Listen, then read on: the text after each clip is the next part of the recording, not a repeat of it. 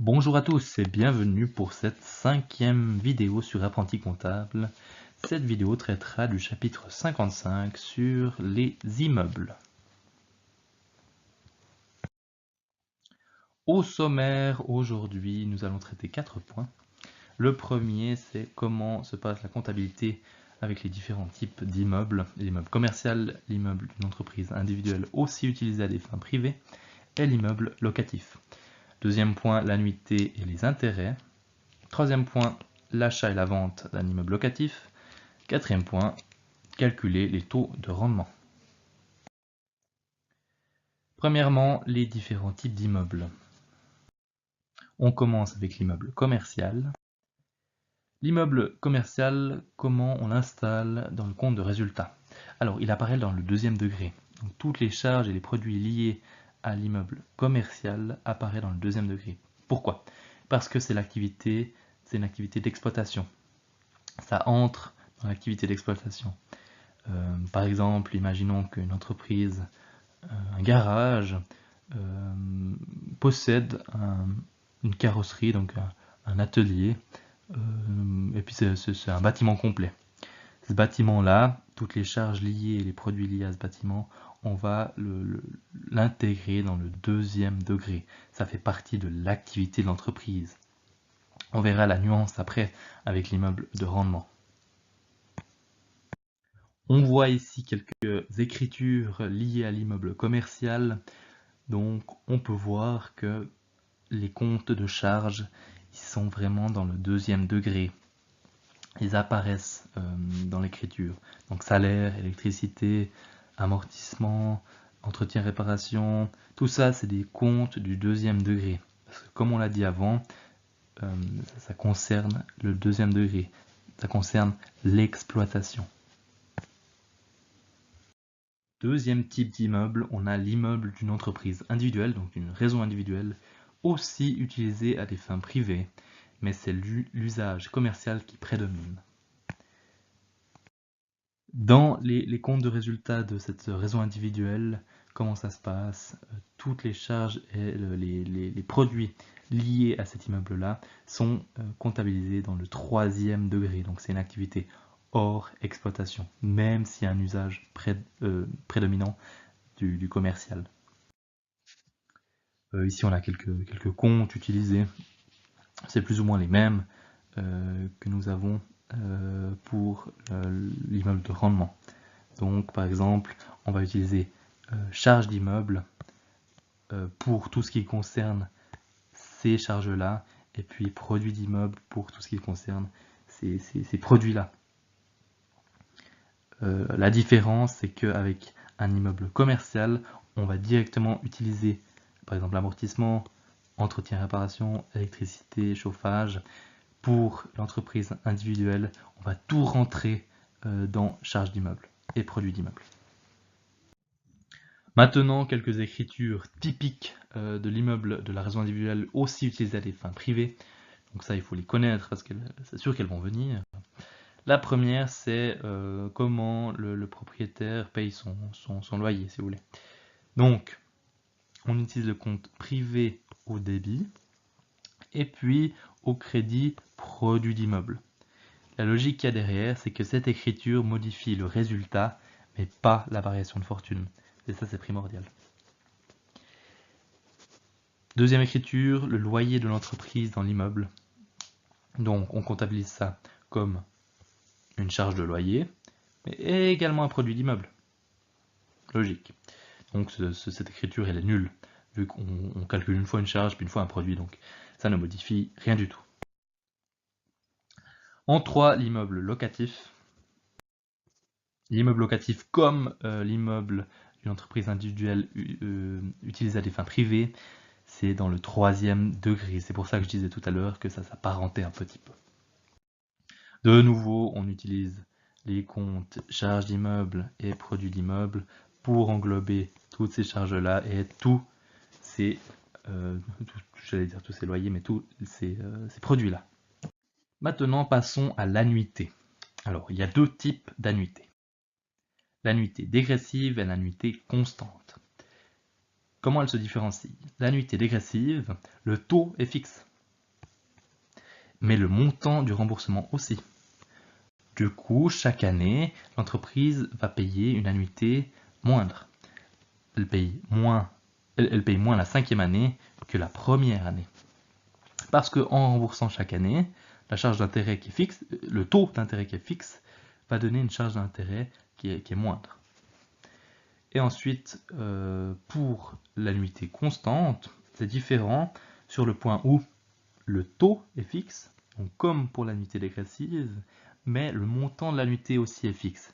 Donc ce qui varie d'année en année, comparé à l'annuité dégressive, c'est cette partie du remboursement du capital qui s'adapte chaque année. J'espère que c'est clair. Ensuite, comment on comptabilise les annuités? Alors pour l'immeuble locatif, on va passer la charge d'intérêt dans le compte charge d'immeuble.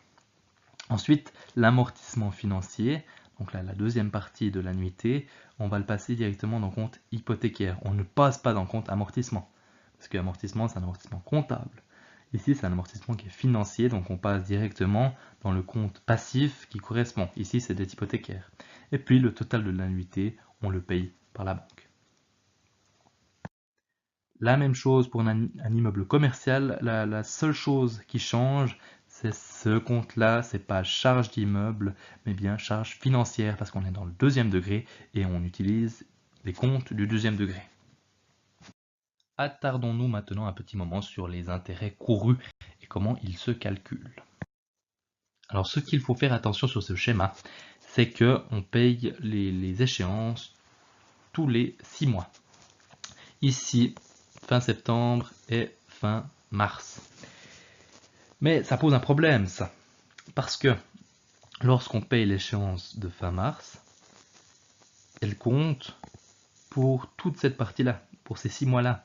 Mais ces 6 mois-là, ils sont sur 2 années. Ils sont sur l'année 2018 et sur l'année 2019. Alors, pour remédier à ça, on va passer quelques petites écritures de passifs transitoires. Donc nous, ce qu'on veut, c'est payer de là à là pour 2019 et de là à là pour 2018. Ça, c'est ce qu'on veut. Alors, comment on fait? On va payer pour ce qui est de 2018 avec un passif transitoire, charge financière, passif transitoire, parce qu'on est sur un immeuble commercial, donc on utilise charge financière et pas charge d'immeuble. Et on a mis la distinction là, avec immeuble locatif, on utilise charge d'immeuble.